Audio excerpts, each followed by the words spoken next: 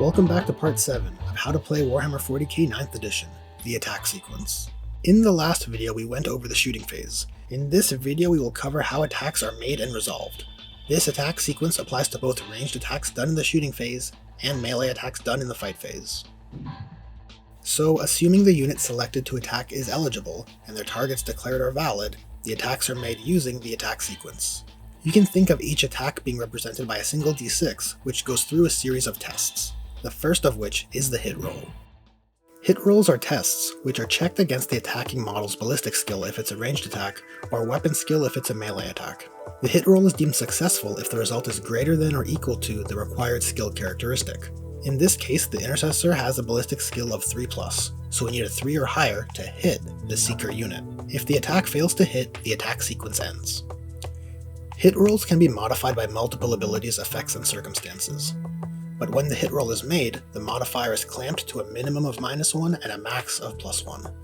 As an example, let's say these Intercessors, as an infantry unit, have moved in their movement phase and are firing their Stalker bolt rifles, which are heavy weapons, giving them a -1 to hit modifier. And these Seekers were activated for a stratagem, which forces enemies shooting at them a further -1 to hit, for a total of -2 to their hit rolls. These Intercessors are still rolling to hit with a -1 hit modifier because of that clamp. In that scenario, it doesn't seem like a great strategy for the Demonettes to stack penalties in that way if the result is the same.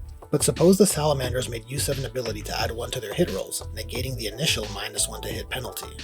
In that case, the Seeker stacking hit modifiers results in their favor, as it maintains the Intercessor's firing with a -1 hit penalty. As a final note on hit rolls, unmodified hit rolls of 1 always fail, and unmodified hit rolls of 6 are always a success. Some weapons automatically hit. This is often the case with flamer-type weapons, like with this Aggressor Squad. Since their Flamestorm gauntlets automatically hit, attacks made with them automatically pass the hit roll test of the attack sequence. No hit roll is made, and the attack scores 1 hit. Once an attack hits, it must then be rolled to see if it successfully wounds. This wound test is done based on the weapon's strength characteristic, or the unit's strength characteristic if it specifies a user. The required result is determined based on how the attacker's strength and the target's toughness relate to each other based on this table, which is simpler than it looks at first glance. Starting with if they are even, the required roll is 4+, effectively a 50% chance success rate. If the strength is greater than or lower than the target toughness, the roll required is lowered or raised by 1 respectively. And if the strength is twice or half than the target's toughness, then the roll required is pushed a further 1 in either direction. In the case of the Intercessor Stalker bolt rifles, with a strength characteristic of 4 versus the Demon's toughness of 3, because the strength is greater than but not double, the roll required is 3+. If the resulting roll is less than the required value, the attack fails to wound and the attack sequence ends. Wound modifiers follow the same restriction as hit modifiers. Wound rolls can be affected by multiple modifiers and have a -1+1 clamp, and an unmodified wound roll of 6 always counts as a success, and an unmodified 1 always fails.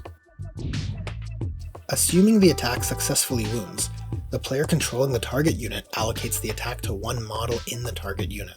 This model does not need to be in range of or visible to the attacking model. For instance, if there was a large group of Demonettes on an objective the Slaanesh player is trying to hold, the Slaanesh player can opt to allocate these attacks onto a model from the rear of the unit.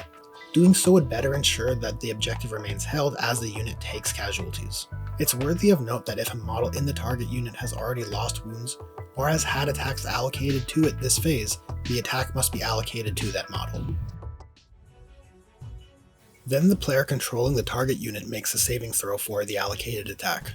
The save roll is successful if the result is greater than or equal to their save characteristic of the model the attack was allocated to.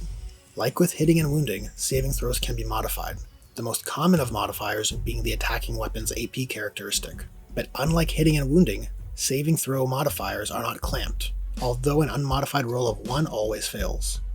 This unit of Seekers have a save characteristic of 6+, and the Intercessor Stalker Bolt Rifle's AP characteristic is -2. This means that even if the Slaanesh player rolls a natural 6, the AP would modify it to a 4, effectively making a successful saving throw impossible to achieve, in which case we would proceed to the Inflict Damage step of the attack sequence. Some models have an invulnerable save, such as the case with the Seekers. Unique from regular saves, invulnerable saves are not modified by a weapon's AP characteristic. Whenever an attack is allocated to a model with an invulnerable save, the controlling player must choose between either their normal save characteristic or their invulnerable save. In this case, the invulnerable save of 5+ is the better option than not being able to save at all, so the saving throw is rolled, looking to be equal to or greater than the invulnerable save characteristic. In this case it's not, so we proceed to the Inflict Damage step. Assuming the saving throw is failed, it's time to inflict damage. The damage inflicted is dependent on the damage characteristic of the weapon. A model loses 1 wound for each point of damage it suffers, and when a model is reduced to 0 wounds, it is destroyed and removed from play. In the case of the Stalker Bolt Rifle, it deals 2 damage, and each Seeker is a 2-wound model, so the failed save results in 1 destroyed Seeker. As a final note, if an attack which deals several points of damage destroys a model, any excess damage is lost. So if instead this intercessor was shooting its 2-damage Stalker Bolt Rifle into the Demonettes, which are 1-wound models, damage inflicted from a successful attack would still only destroy 1 model. Less common than invulnerable saves, some models may be able to ignore wounds. Often referred to on the streets as a feel no pain, this is the last layer of defense a unit can leverage. If a model is being affected by multiple abilities that allow them to ignore wounds, they can only select one to use. As an example, let's imagine these Seekers have been affected by the psychic power Delightful Agonies, which allows them to ignore wounds on a 6+. Before inflicting damage onto the model, this roll is made to see if the damage is ignored. This is done on a per damage basis, not per attack. Since the Stalker Bolt Rifle deals 2 damage, 2 dice would be rolled, 1 for each point of damage. If the test is greater than or equal to the result required, the damage is ignored and does nothing. Mortal wounds are reserved for the most powerful attacks, ones which no armor or force field can deny. Each mortal wound suffered deals 1 point of damage and has the following qualities. Units cannot make saves or invulnerable saves against mortal wounds, but they can attempt to ignore the damage with abilities that allow it to ignore wounds. Excess damage is not lost when a model is slain. As an example, if this Primaris Librarian manifested Smite, inflicting 3 mortal wounds on these Demonettes, it would slay 3 Demonettes, assuming none of the wounds were ignored. Some attacks are able to deal mortal wounds in addition to normal damage. One such weapon is the Emperor's Sword, wielded by the Lord Commander of the Imperium, Rabute Guilliman. When it comes to resolving damage from a weapon like this, resolve the normal damage first, and if the normal damage is saved, the target still suffers the mortal wounds. Should a target's ability reduce the damage of weapons, that does not impact the mortal wounds inflicted by weapons unless it is specifically stated to do so. And with that, we have covered the attack sequence. It does seem like a lengthy block of logic flow, but once you get the grasp of things, it is actually resolved quite quickly, and if attacks have the same profile, they can be resolved together. Recapping the sequence we just ran through, while throwing in a captain, these 5 intercessors would have 5 attacks because 5 can fire their heavy 1 weapons. Hitting on 4s based on what is effectively hit disadvantage caused by the hit modifiers in relation to their 3-up ballistic skill, but re-rolling hit rolls of 1 because of the captain's Rites of Battle aura. Those attacks wounding on 3s because of Strength 4 versus Toughness 3, at AP -2 dealing 2 damage each, with the Seekers having a 5-up invulnerable save.